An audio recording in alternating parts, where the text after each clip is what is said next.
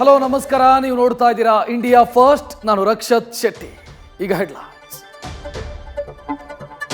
ಹೊಸ ವರ್ಷ ಸರ್ಕಾರಕ್ಕೆ ಹರುಷ ತಂದಿದೆ. ನಿನ್ನೆ ಒಂದೇ ದಿನ ಮಧ್ಯದಿಂದ 193 ಕೋಟಿ ರೂಪಾಯಿ ಆದಾಯ ಸರ್ಕಾರದ ಬೊಕ್ಕಸಕ್ಕೆ ಹರಿದು ಬಂದಿದೆ. ಇತ್ತ ಬಿಎಂಟಿಸಿ ಮತ್ತು ಮೆಟ್ರೋಗೂ ಲಕ್ಷ್ಮಿಯ ಕೃಪಕಟಾಕ್ಷ ಸಿಕ್ಕಿದೆ. ಆದರೆ ಹೊಸ ವರ್ಷಾಚರಣೆಯ ವೇಳೆ ಕೆಲವೊಂದು ಅವಘಡಗಳು ಸಂಭ್ರಮಕ್ಕೆ ಕಪ್ಪು ಚುಕ್ಕೆ ಇಟ್ಟಿದೆ. ರಾಜ್ಯ ಸರ್ಕಾರ ಡಿಕೆಶಿಗೆ ರಿಲೀಫ್ ಕೊಟ್ಟಿದ್ರು, ಸಿಬಿಐ ಮಾತ್ರ ನಾನಿನ್ನ ಬಿಡಲಾರೆ ಅಂತ ಇದೆ.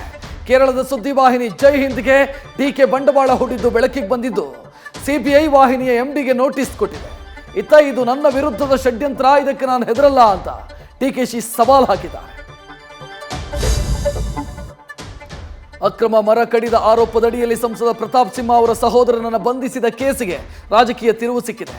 ಪ್ರಕರಣಕ್ಕೆ ಸಿಎಂ ಹೆಸರು ತಳುಕು ಹಾಕಿದ್ದಕ್ಕೆ ಗೃಹ ಸಚಿವ ಪರಂ ಗರಂ ಆಗಿದ್ದಾರೆ.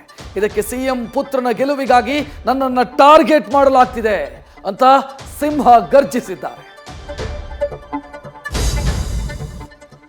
ಹೊಸ ವರ್ಷದಂದೇ ಇಸ್ರೋ ಮತ್ತೊಂದು ಉಪಗ್ರಹ ಉಡಾವಣೆ ಮಾಡಿ ಸಾಧನೆ ಮಾಡಿದೆ. ಕಪ್ಪು ಕುಳಿಗಳ ನಿಗೂಢ ಮರ್ಮ ಅರಿಯಲು ಇಸ್ರೋ ಮುಂದಾಗಿದೆ. ಅಮೆರಿಕದ ನಾಸಾ ಬಳಿಕ ಈ ಸಾಧನೆ ಮಾಡಿದ ವಿಶ್ವದ 2ನೇ ದೇಶ ಅನ್ನೋ ಹೆಗ್ಗಳಿಕೆಗೆ ಭಾರತ ಪಾತ್ರವಾಗಿದೆ. ಹೊಸ ವರ್ಷದಂದೇ ಸಂತಸದ ಸುದ್ದಿ ಅಯೋಧ್ಯೆಯಿಂದ ಬಂದಿದೆ. ರಾಮನೂರಲ್ಲಿ ಪ್ರತಿಷ್ಠಾಪನೆಯಾಗಲಿರೋ ರಾಮಲಲ್ಲನ ಮೂರ್ತಿ ಕರುನಾಡಿನ ಕಲ್ಲಿನದ್ದಾಗಿರುತ್ತೆ.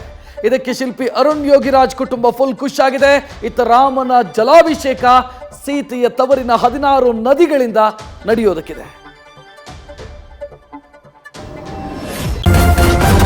ನ್ಯೂಸ್ ಫಸ್ಟ್, ನಿರ್ಭೀತಿಯಿಂದ ನಿಮ್ಮ ಪರವಾಗಿ.